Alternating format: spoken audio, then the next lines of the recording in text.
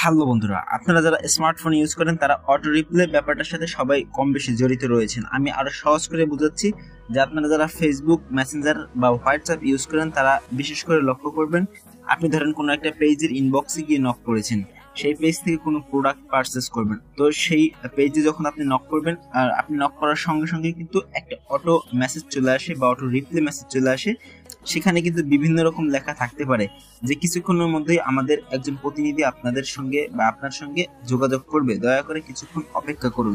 এরকম কিন্তু বিভিন্ন রিপ্লাই চলে আসে। ঠিক একইভাবে কিন্তু আপনি আপনার ফেসবুক মেসেঞ্জারে বা হোয়াটসঅ্যাপে কিন্তু সেটা বসিয়ে দিতে পারেন।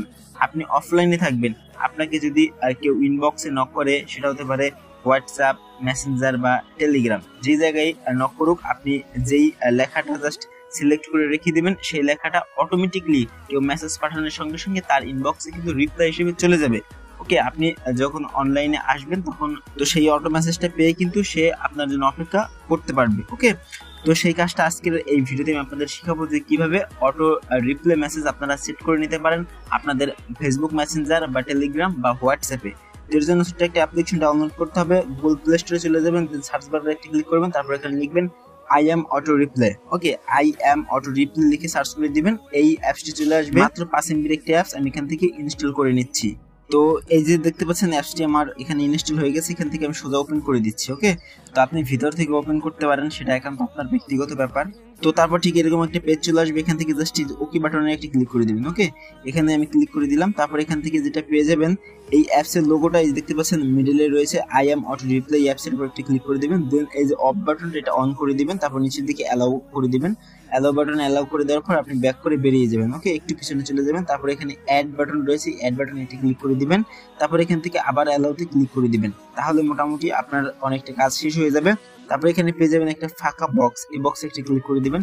তো এখন এখানে আপনাকে লিখতে হবে আপনি যেই টেক্সটটা অটো রিপ্লে হিসেবে পাঠাতে চান, যে কাউকে আপনি অফলাইনে থাকলেও যে মেসেজটা যাবে, তো সেই মেসেজটাই এখানে জাস্ট লিখবেন, দেখবেন অটো সেই মেসেজটা চলে যাবে। তো আমি একটু লিখে আসতেছি। তো এখানে আমি লিখে দিয়েছি যে অনুগ্রহ করে অপেক্ষা করুন, খুব শীঘ্রই আপনার সাথে যোগাযোগ করা হবে।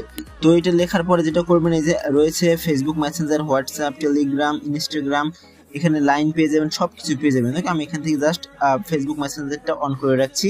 তারপর এখানে উপরের দিকে পেয়ে যাবেন অফ বাটন, এখান থেকে অন করে দিব। আপনি চাইলে একইভাবে একই সাথে হোয়াটসঅ্যাপ, ইনস্টাগ্রাম এগুলো কিন্তু, টেলিগ্রাম এগুলো কিন্তু অন করে রাখতে পারেন। ওকে, তো আমি এখান থেকে ফেসবুক মেসেঞ্জারটা জাস্ট অন রেখে জাস্ট এখানে জাস্ট একটা ক্লিক করে দেবো, তারপর কিন্তু দেখতে পাচ্ছেন অন হয়ে গিয়েছে। তো এখানে টোটালি আমার কাজ শেষ। এখান থেকে যদি আমি বেরিয়ে যাই, এখন আমার ইনবক্সে ফেসবুক মেসেঞ্জারে যে মেসেজ করবে তার কাছে অটো রিপ্লে এই যে টেক্সট আমি লিখলাম যে অনুগ্রহ করে অপেক্ষা করুন, খুব শীঘ্রই আপনার সাথে যোগাযোগ করা হবে। তো আপনি চাইলে পরবর্তীতে লেখাটা চেঞ্জ করতে পারেন। তো লেখাটা চেঞ্জ করার জন্য জাস্ট আপনি অ্যাপসটার মধ্যে যাবেন, লেখাটা চেঞ্জ করবেন, দেন বেরিয়ে আসবেন, তাহলে কিন্তু আপনার লেখাটা চেঞ্জ হয়ে যাবে। তো ভাই লোক, এই ছিল আজকের ভিডিও ভালো লাগলে লাইক দিয়ে দিবেন, চ্যানেলে নতুন হয়ে থাকলে সাবস্ক্রাইব করে পাশে থাকবেন।